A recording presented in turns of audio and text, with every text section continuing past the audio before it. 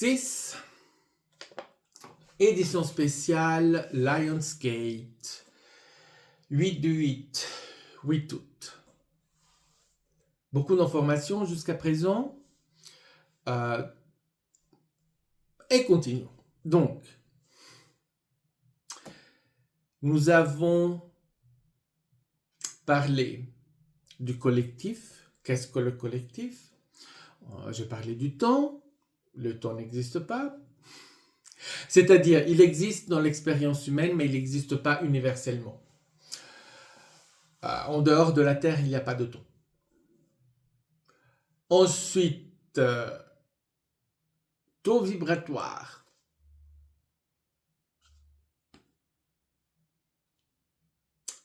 Et pour que nous puissions échanger, il faut que nous ayons le même taux vibratoire.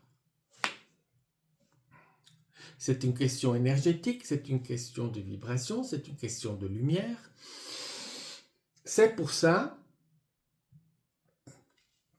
contrairement à ce que l'on croit, ce que nous percevons de l'univers, c'est qu'une petite fraction, et c'est pas une question de lumière, c'est pas une question de « Ah oui, parce qu'il y a qui est plus loin où la lumière ne nous est pas encore arrivée. » Non, c'est une question de vibration, de lumière vibratoire, c'est-à-dire que c'est pas une question de distance, c'est une question de vibration. Je ne peux pas voir ce qui ne vibre pas à mon ton vibratoire. Donc tout ce que nous percevons de l'univers n'est que ce que nous pouvons voir et pas ce qui est dans l'univers. Donc il y a certainement des planètes, des étoiles, des soleils qui sont proches de nous, mais que nous ne voyons pas parce que nous n'avons pas le bon ton vibratoire. Donc c'est une question de lumière. Ça se résume à la lumière. Nous ne percevons que la lumière qui correspond à nos yeux, quelque part.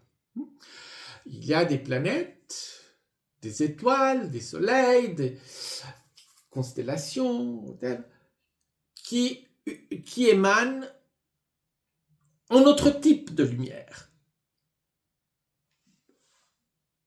Par conséquent, nous ne pouvons pas les voir. Et si vous voulez, c'est la même explication qu'on peut donner par rapport aux faits et au monde et à la réalité que les faits occupent sur Terre. C'est-à-dire que les faits, et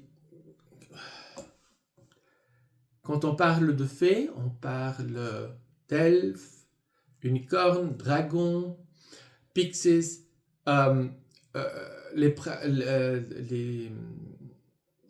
léprechaune en anglais. On parle de gnomes, on parle de tous ces êtres-là qui font partie du mysticisme, quelque part, qui font partie des contes de fées, comme on dit. D'accord ? C'est pour ça. Tiens, contes de fées, ça parle des fées. Mais on a oublié, mais ça c'est très humain aussi, on a oublié qu'il y a 2000 ans, et comme ça, il y avait des interactions avec les fées. Aujourd'hui, ces interactions sont confinées aux contes de fées. Mais ces contes de fées doivent bien venir de quelque part. Et d'où viennent les faits? On les a inventés? Non, on ne les a pas inventés. L'être humain est incapable d'inventer ce qu'il ne connaît pas déjà. Ce n'est pas possible. Nous ne pouvons pas concevoir ce que nous ne connaissons pas. C'est notre limitation. C'est comme ça. Donc c'est vraiment à faire rire ceux qui disent non, ça n'existe pas parce que non, c'est juste des contes de fées. Non. Si nous en parlons, c'est parce que nous l'avons connu. Ça faisait partie de notre réalité. Qui actuellement n'est plus telle parce que les faits ont quitté physiquement notre réalité pour aller dans leur réalité parce que les faits sont passés de disons ce que nous appelons troisième dimension et maintenant ils sont dans la dans la quatrième, cinquième dimension. Ce qui veut dire nous n'avons pas le même taux vibratoire, ce qui veut dire nous ne pouvons pas occuper le même espace. Ou plutôt la même réalité. Il y a des interactions, il y a des échanges, les faits sont bien présents, mais parce que normalement, quand vous avez un taux vibratoire que nous dirions plus élevé, c'est pas plus élevé, mais c'est différent, mais quand, disons, vous êtes dans la quatrième, cinquième dimension, dans une dimension qui est considérée plus ouverte, ben, disons, quand vous avez une expérience qui est plus ouverte, et où vous avez accès, nous n'avons pas accès, nous sommes dans la limitation, ils ne sont pas dans la limitation. C'est pour ça, eux peuvent plus facilement venir vers nous. Mais nous pouvons aussi aller vers eux.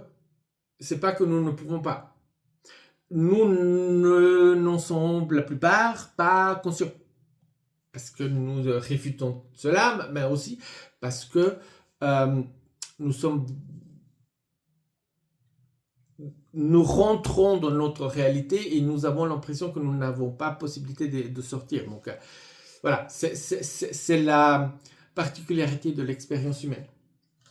Mais nous avons absolument des échanges et des expériences. Et c'est une question de lumière, c'est une question de vibration. Et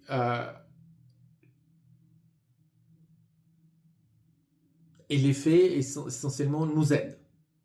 Parce que malgré le fait que nous les ayons, que quand ils étaient incarnés avec les êtres humains étaient très violents et ont éliminé, ont tué, ont absolument martyrisé les faits.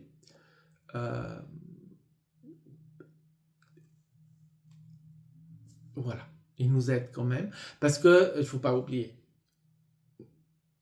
nous faisons partie. Nous sommes liés, tous. Ce qui est l'expérience humaine de violence, ça ne se retrouve pas dans le non-physique. Contrairement à nos histoires à faire peur des extraterrestres, etc., etc.